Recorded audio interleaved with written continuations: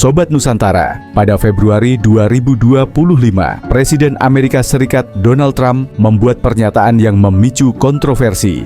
Ia menyalahkan Ukraina atas invasi Rusia. Menurutnya, Ukraina seharusnya tidak pernah memulainya dan bisa saja membuat kesepakatan untuk menghindari perang. Tidak hanya itu, Trump juga menyerukan pemilihan presiden baru di Ukraina. Ia mengklaim tanpa bukti bahwa tingkat persetujuan Presiden Volodymyr Zelensky hanya 4%. Pernyataan ini sejalan dengan propaganda Rusia yang mempertanyakan kepemimpinan Ukraina. Zelensky langsung menanggapi. Ia mengatakan bahwa Trump hidup dalam gelembung disinformasi Rusia. Survei terbaru menunjukkan 57% warga Ukraina masih mempercayainya. Selain itu, konstitusi Ukraina melarang pemilu selama darurat militer. Mayoritas rakyat juga menolak pemilu di tengah perang. Banyak pemimpin dunia mengecam pernyataan Trump. Perdana Menteri Inggris, Keir Starmer, menegaskan bahwa Zelensky adalah pemimpin sah yang terpilih secara demokratis. Ia juga menyebut bahwa menangguhkan pemilu saat perang adalah hal yang wajar. Inggris pun melakukan hal yang sama saat Perang Dunia Kedua.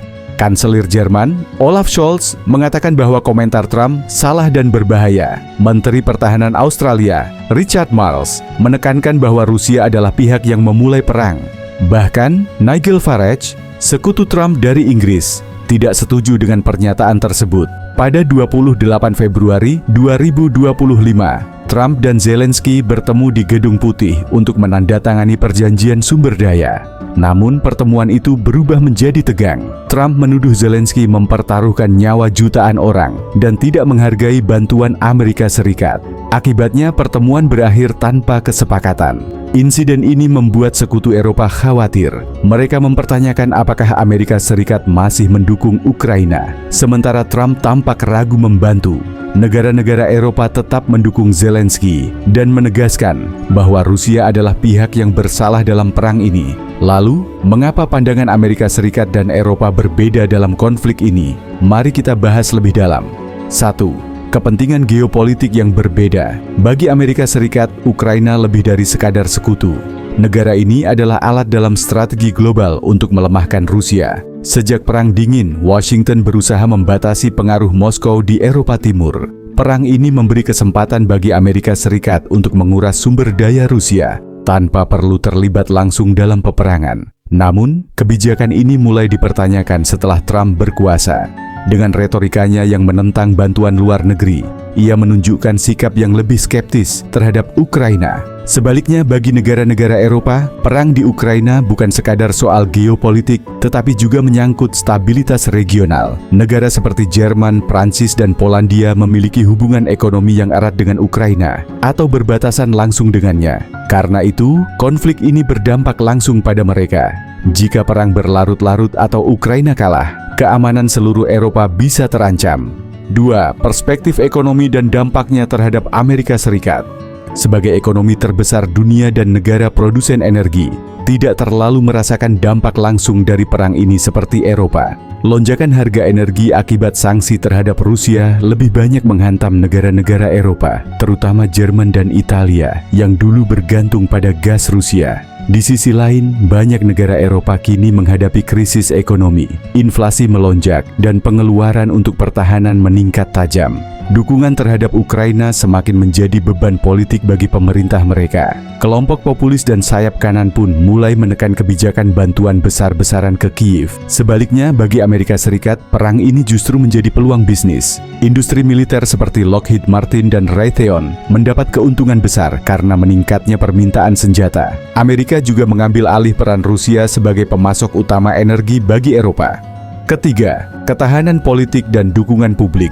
Di Eropa, dukungan untuk Ukraina mulai goyah. Banyak warga mulai bertanya, sampai kapan mereka harus terus membantu Kiev sementara ekonomi mereka sendiri sedang bermasalah. Partai populis seperti Alternatif untuk Jerman dan National Rally di Prancis semakin mendapat dukungan karena sikap skeptis mereka terhadap bantuan ke Ukraina. 4. Perbedaan pendekatan terhadap solusi perang Uni Eropa lebih cenderung mendorong diplomasi dibandingkan Amerika Serikat. Prancis dan Jerman sudah beberapa kali mencoba membuka komunikasi dengan Rusia untuk mencari solusi damai, meskipun belum berhasil. Di sisi lain, Washington masih fokus pada strategi mendukung Ukraina secara militer agar bisa menang di medan perang. Namun, jika Trump menekan Ukraina untuk bernegosiasi dan mengurangi dukungan militer, Eropa mungkin harus lebih aktif mencari solusi diplomatik. Ini bisa menjadi pemicu utama perpecahan antara Amerika Serikat dan Eropa dalam waktu dekat. Apakah aliansi Barat akan retak?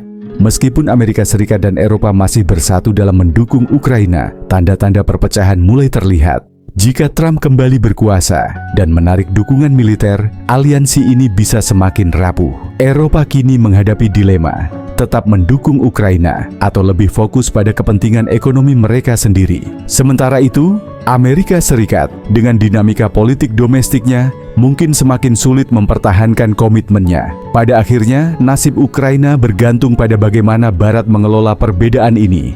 Jika mereka tetap bersatu, Rusia akan semakin terisolasi. Tapi jika perbedaan semakin melebar, Ukraina bisa kehilangan dukungan yang mereka butuhkan untuk bertahan. Jadi, bagaimana menurut kalian? Apakah Amerika Serikat dan Eropa akan tetap solid? Atau justru kita akan melihat perpecahan dalam aliansi ini? Tulis pendapat kalian di kolom komentar.